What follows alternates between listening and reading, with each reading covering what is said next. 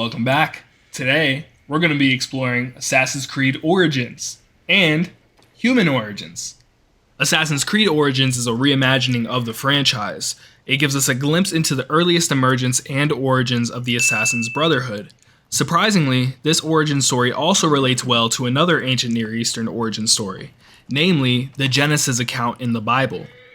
In his book, Quest for the Historical Adam, philosopher and theologian William Lane Craig makes a case for a historical Adam and Eve by exploring the literary style of Genesis and modern science. He seeks to properly interpret its genre, show the theological necessity of a historical Adam, and provide modern human origins and paleoanthropological evidence to support his position. Craig begins by addressing the interpretation of Genesis 1 through 11. He determines that, in the absence of a historical Adam, the traditional doctrine of original sin cannot be maintained. However, he also states that, quote, the attempt to explain the universality of human sin by postulating a corruption or wounding of human nature inherited by Adam is a theological add-on to which the Christian theologian need not be committed, end quote.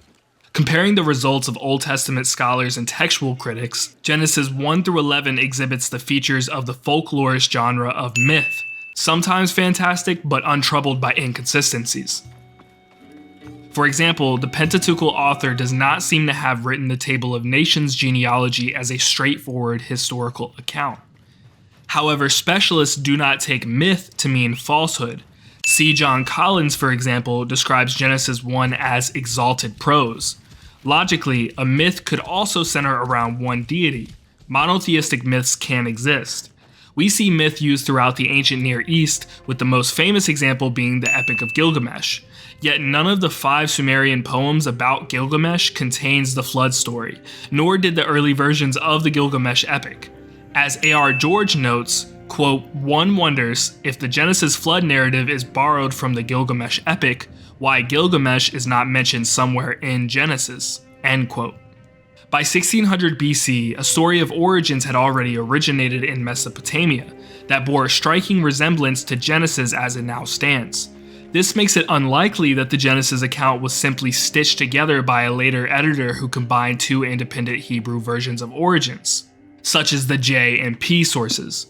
Similarity alone does not demonstrate causal dependence between myths. One must rule out the possibility that similar myths arose independently, which is difficult to do.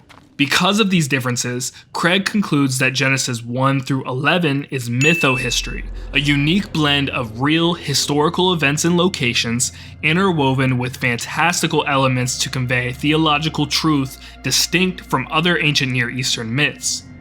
Craig also argues that there is a theological necessity for a historical Adam.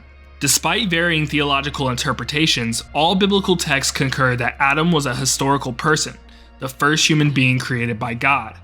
For example, Paul's teaching in Romans 5 verses 12 through 21 clearly presupposes a real Adam. Turning to modern science, Craig also engages with current paleoanthropological evidence on human origins, showing that it can be compatible with belief in a historical Adam and Eve. He calls us to set aside our differences over evolution and the age of the Earth to take an objective look at what the science says.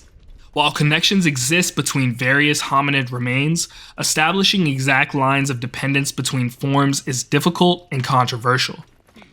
For example, the last common ancestor of chimps and humans has not yet been identified, and paleoanthropologists continuously debate which fossils belong with the genus Homo.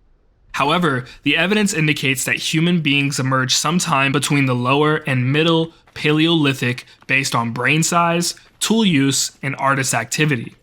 Therefore, a single couple bottleneck remains consistent with known cases of trans-species variation. Given interbreeding, a bottleneck of 2 could have occurred in the ancestor of both Neanderthals and humans, roughly 750,000 years ago. Adam and Eve, Craig suggests, may plausibly belong to Homo heidelbergensis. Assassin's Creed Origins also plays with this kind of speculative historicity. The game blurs the boundary between archaeological truth and mythic reconstruction, a concept that echoes Craig's proposal that Genesis blends real history with theological narrative. In conclusion, Craig finds that Genesis leaves the image and likeness of God undefined, and while his conclusions may differ from what others believe or seem too progressive, we can find peace in knowing that ultimately there is no necessary conflict between modern science and the existence of a historical Adam and Eve. So, what do you think? Do you think Craig's hypothesis is plausible? Let me know in the comments below. I hope you guys enjoyed. If you like content like this, feel free to subscribe and let me know if you want to see any more of these types of videos.